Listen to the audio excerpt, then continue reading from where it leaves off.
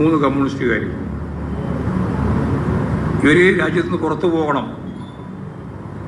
എന്ന് പറയുന്നതും ഈ വിചാരധാര തന്നെയാണ്. ഇത്തരം കാഴ്ചപ്പാടുകളുടെ ഭാഗമായി വിചാരധാരയെയും അതിൻ്റെ പ്രത്യശാസ്ത്രപരമായ ഉള്ളടക്കത്തെയും പാടി പുകഴ്ത്തുന്നവരാണ് BJP-കാർ എന്ന് മാത്രമല്ല കേരളത്തിലെ നല്ലൊരു വിഭാഗം കോൺഗ്രസ്സുകാർ എന്നും ഈ സന്ദർഭത്തിൽ ചൂണ്ടിക്കാണിക്കാൻ ആഗ്രഹിക്കുക. ഇത്തരമൊരു നിലപാട് സ്വീകരിച്ച ഒരാൾക്ക് മന്ത്രിസ്ഥാനത്തിരിക്കാൻ അർഹതയില്ല എന്ന് ഞാൻ പ്രത്യേകിച്ച് പറയേണ്ടതില്ല.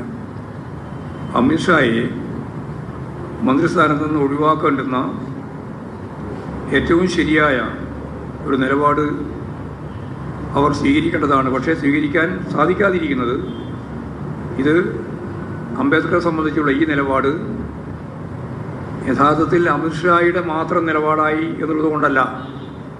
ഇവരെല്ലാം ആഗ്രഹിക്കുന്നത് ഇതേ നിലപാടിൻ്റെ ഭാഗമായിട്ടാണ് എന്നുള്ളതാണ്. അപ്പോൾ യഥാർത്ഥത്തിൽ രാജിവെക്കുകയോ അല്ലെങ്കിൽ പുറത്താക്കുകയോ ചെയ്യണം എന്നുള്ളതാണ് ജനാധിപത്യപരമായ മുദ്രാവാക്യം. എല്ലാവരും അംഗീകരിക്കേണ്ടുന്ന ഒരു കാര്യം അതായിട്ടാണ് എനിക്ക് തോന്നിയിട്ടുള്ളത്. വളരെ പ്രധാനപ്പെട്ട വേറൊരു കാര്യം കരുവന്നൂർ കേസുമായിട്ട് ബന്ധപ്പെട്ടതാണ്. കരുവന്നൂർ ബാങ്ക് അവിടെ നടത്തിയിട്ടുള്ള തെറ്റായ പ്രവണതകൾ,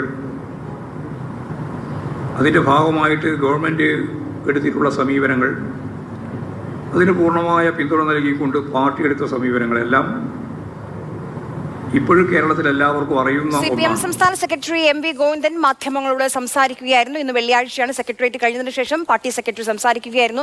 നമുക്കറിയാം പാർലമെന്റിനകത്തും പുറത്തും അംബേദ്കറിന്റെ പേരിൽ വലിയ തോതിലുള്ള പ്രതിഷേധങ്ങൾ ഉണ്ടാവുകയാണ്. അതിന് തുടർച്ച തന്നെയാണ് ഇപ്പോൾ CPM നിലപാട് കൂടി അദ്ദേഹം ഇതിൽ വ്യക്തമാക്കിക്കൊണ്ടിരിക്കുകയാണ്.